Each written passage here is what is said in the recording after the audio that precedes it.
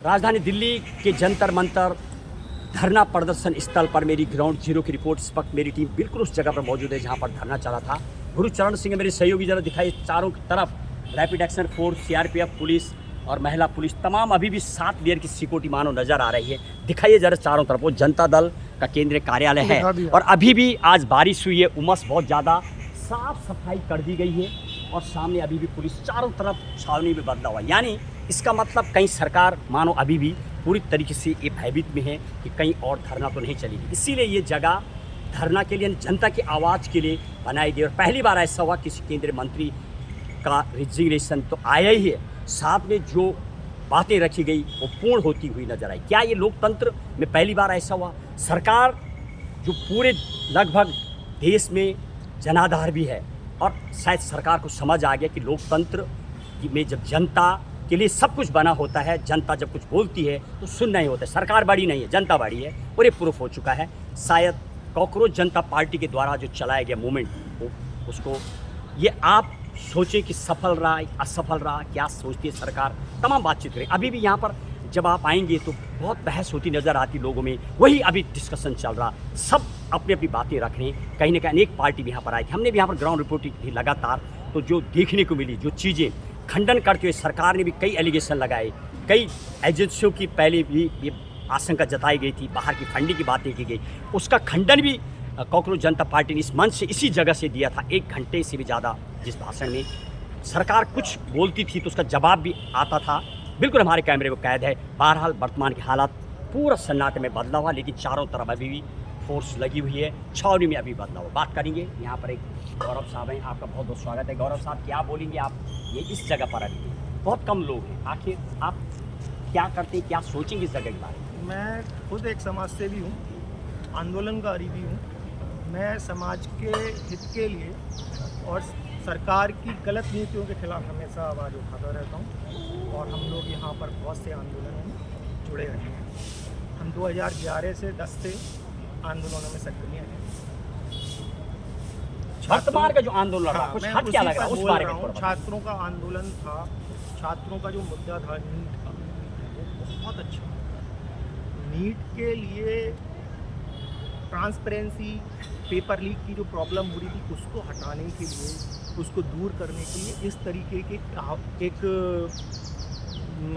चिंगारी की या एक आवाज़ की ज़रूरत थी। सरकार को वो रिफॉर्म करना चाहिए। पूरी देश में चिंगारी लगी है। हाँ, अच्छा, अभी नहीं, चलो आपको यह मान रहे, क्या चिंगारी जो लगी है वो आग बुझ चुकी है, ये पूरे देश में और फैल रही है? नहीं, अभी तो बहुत रिफॉर्म हो गए हैं। हम अभी आने वाले अगस्त में यहाँ पर फिर से एक बहुत बड़ा मूवमेंट होगा। हमारा मकसद है सिस्टम रिफॉर्म। आप क्या कैसे सिस्टम? अभी आने वाले मैं आपको आपके माध्यम से लोगों को बताना चाहूँगा, इसी स्थान पर फिर से एक बड़ा मूवमेंट होगा। हम रिजर्वेशन में रिफॉर्म के लिए, इस पूरे देश के युवाओं के लिए और स्टूडेंट्स, क्या मैं समाज से थोड़ा बताएंगे कैसे रिफॉर्म कैसे हो सकता है? मैं इसलिए कहूँगा कि अगर हमें देश को विश्व गुरु बनाना है या देश को विकसित बनाना है तो हमें योग्यता को महत्व देना होगा। नहीं, अगर योग्यता को आप महत्व नहीं देते तो ये जुमलेबाजी छोड़ दीजिए। मैं फिर से कहना चाहूँगा, ये जो आंदोलन था, एक सेकंड में अपना बोल दूँ, ये जो आंदोलन था, युवाओं का आंदोलन था, ये स्टूडेंट्स का आंदोलन था। इस युवा को, इस स्टूडेंट्स की ताकत को सत्ता पक्ष और विपक्ष ने मिसयूज किया, उन्होंने गुमराह किया। बच्चों को लग रहा है, स्टूडेंट को लग रहा है कि उनकी मांग बहुत बड़ी थी, ये उनकी मांग मानी गई। धर्मेंद्र प्रधान का इस्तीफा कोई मैटर ही नहीं करता। एक शिक्षा मंत्री चाहेगा, दूसरा रिफॉर्म मेन है रिफॉर्म। अच्छा, रिफॉर्म कैसे हो सकता है? कैसे हो सकता है, यही चीज बता रहा हूँ। इस देश में बहुत सी ऑटोनॉमस बॉडी, क्या मेरी बात से सहमत है? थोड़ा रोकूंगा आपको। देश में पूर्व में जो शिक्षा मंत्री रहे, केंद्रीय मंत्री, मानद डिग्री वाले, और अभी भी शिक्षा के मंत्री की मैं बात करूँ, बहुत सारे शायद हायर लेवल से लोग टॉप टू बॉटम शिक्षित तो होते हैं, डिग्री भी होती है, कई पर मानद डिग्री है तो कई पढ़े लिखे भी बहुत हैं, लेकिन एक्यूरेसी जो चाहिए एजुकेशन में बदलाव की, उसका फ्रेम ऑफ माइंड पार्लियामेंट में कभी ऐसे गूंजता हो तो नज़र नहीं आया। नेता जो आए वो सिर्फ अपनी रोटी भाजने के लिए मानो आए, वो भी कुछ ऐसे बातें नहीं करे कि शिक्षा में होना क्या चाहिए। उसके लिए तो जो बड़े बड़े इंस्टीट्यूट हैं, जैसे आपका दृष्टि है, निर्माण है, बहुत सारे पाए फिरजी एलन जो चलाते, वो जैसे स्कॉलर जब आएगा तब शायद बदलाव आएगा। सिर्फ मंत्री का बदलना, मंत्री आना, सरकार, क्या मेरी बात से सहमत? बिल्कुल। और मैं इसमें क्या होना चाहिए? मैं एक चीज़ और जोड़ना चाहता हूँ, आपके ध्यान आकर्षित करूंगा, युवाओं का भी, स्टूडेंट का भी ध्यान आकर्षित करूंगा। हमारे संविधान में, हमारी संवैधानिक व्यवस्थाओं को संभालने के लिए तो चाहे जो डीएम चाहिए, चाहे ब्यूरोक्रेट्स चाहिए, उनके लिए तो एजुकेशनल एसेंशियल एजुकेशनल क्राइटेरिया निश्चित है।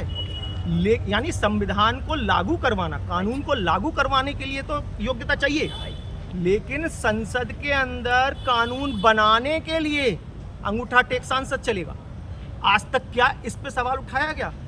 हम जनप्रतिनिधियों के लिए एजुकेशनल क्राइटेरिया क्यों नहीं बनाया गया? बहुत बहुत धन्यवाद आपके लिए। लगातार देश में मांग लगी है, शायद इस संविधान की व्यवस्था है, इस पर तो नहीं बोलेंगे क्योंकि वो भी अपने आप में एक जनता के प्रतिनिधि होते हैं। कई चीज़ें एकेडमिक एजुकेशन और एक किताबड़ा का ज्ञान और ऐसे सामाजिक ज्ञान होना, उसके लिए सामाजिक ज्ञान चाहिए। आप कह सकते हैं कि शायद यदि ज्वाइंट ऐसा वेंचर बने, मंत्री एटलीस्ट उसको बनाए जो हाईली क्वालिफाइड है, जो शिक्षा को समझे एटलीस्ट, और वो शायद सरकारों के पास बहुत कम रहे, हालांकि कांग्रेस के पास कपिल सिब्बल जैसे रहे, उन्होंने बहुत प्लान किया। तो आप क्या मानते हैं, क्या वोटिंग के आधार पे आपका कोई कानून पास होता है? यानी 543 सांसद है, सबका पढ़ा लिखा होना जरूरी है। चलिए, बहुत बहुत धन्यवाद। लगातार देश में बढ़ती हुई मांग, अब ये जो प्रोटेस्ट हुआ है पूरा सक्सेसफुल माना जाए? क्या इस तरह से आगे लोगों को, मैं फिर कहूँगा, युवाओं का जो जोश था उसका रिजल्ट तो है धर्मेंद्र प्रधान का, कहीं ना कहीं एक जगह, लेकिन ये केवल मुद्दा ही नहीं होना चाहिए था।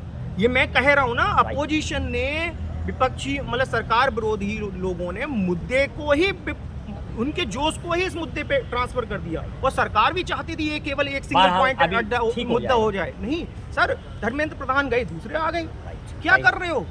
उनके पास वो, आप कहना चाह रहे वो फ्रेम चाहिए माइंड में, इतना बड़ा इस ताकत का यूज करना था इस सिस्टम को रिफॉर्म करने के लिए। आप क्या सोच रहे हो, डेली क्या जंतर मंतर पे लोग आएंगे? अब हम बात कर रहे हैं रिजर्वेशन रिफॉर्म के लिए, आओ सारे लोग। और ये इसमें केवल स्टूडेंट नहीं, सारे नौकरी पेशा लोग भी प्रभावित हैं। आप ये देखो ना, आप विश्वगुरु की बात कर रहे हो, आप विकसित भारत की बात कर रहे हो, क्या अयोग्य व्यक्ति विश्वगुरु बनाएगा?